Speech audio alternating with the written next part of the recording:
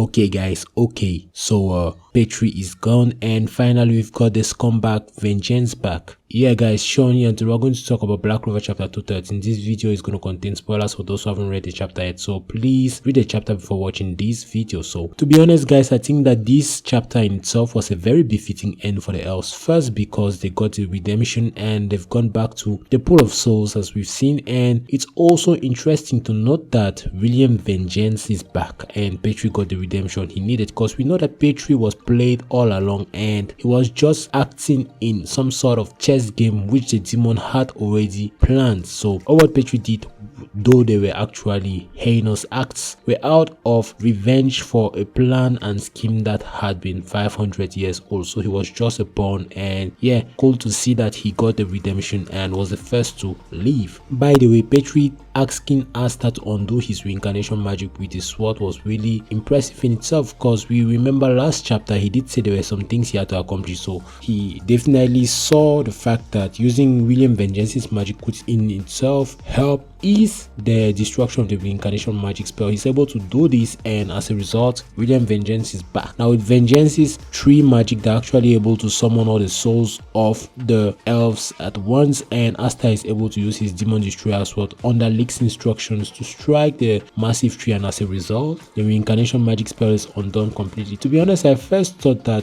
removing a magic stone from the stone tablet would suffice, but Tabata had different plans, so yeah, those materials have been thrown in the trash can. So yeah, as far as Lumiel, Lichts and the others are concerned, we find out that 3 elves are going to remain. Those are Fana, Rhya and Vetto, because to be honest I found it is quite difficult to digest, but it appears that since they were the 3 first to be reincarnated, and probably because the third eye spell was also cast on them, it seems their souls are reluctant to leave these bodies and have grown too attached to them, so they ended up remaining, while Lichts, who also was reincarnated into an artificial body but did not have the third eye spell cast on him, left. So essentially all the elves are gone except Rhya, Vetto and Fana, which is good in a sense because these guys could be precursors to another elf kingdom within the Clover kingdom as well, and also because these guys are really strong, so it's a boost to the military might of the Clover kingdom to have elves who are of the highest rank, that is apostles of Sephira, join the military might of the Clover kingdom. So I would find it really difficult to accept the fact that Fana, Vetto, Rhya decide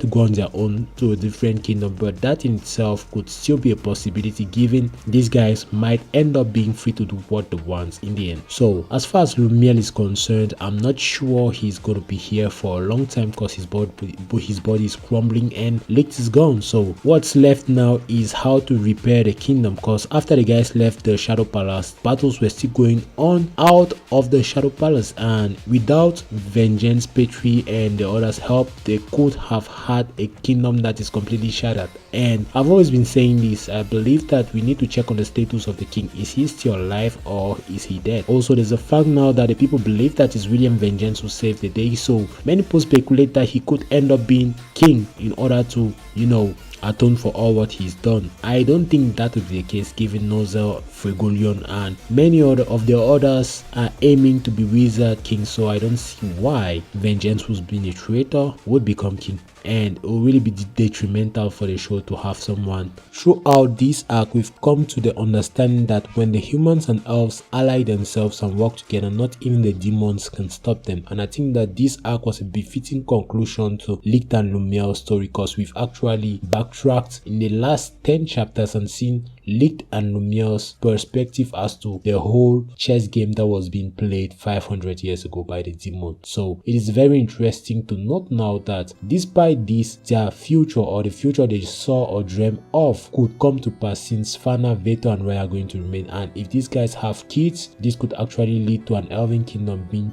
born within the Clover kingdom, and this could actually happen within this era. So it'll be really interesting to see how things fare off in that regard. Despite this, there were a couple of unanswered questions both from last chapter and this chapter, and I decided to combine them and try to analyze them in my own way. So first we know that Asta's demon referred to the other demon as an elder and mocked him. It is possible that Asta's demon at some point was also part of the other realm and was discriminated upon, because we've seen that the master demon could actually use magic, but Asta's demon was born with probably with anti-magic, which wasn't magic technically, and as a result was shunned by his orders because he had no magic, similar to how Asta was shunned by the others because he could not use magic. And both of them now team up together to make each other's to make their enemies or those who neglected them regret their actions. So it is really cool to see that this could potentially be the reason why the demon got stuck in the grimoire. But there is a problem with that, and that is the fact that we do not know when and how he got into the grimoire, because Ekura did state that she fell asleep immediately she became a bird. So it is very possible that Asta's demon got into the grimoire later, and that would actually mean that Ekura was probably asleep when he got into the grimoire. And how did he get into the grimoire? That in itself is another question that was unanswered. We do not know the next arc, but I think that having witnessed all the possibilities Tabata has unveiled in this first arc, I think the show is in really good hands, and that Tabata is going to deliver when it comes to the next major arc of Black Clover. So let me hear your thoughts about this chapter in the comment section. Subscribe as usual to become part of the Wizard crew, and as always people, have an awesome weekend. Peace.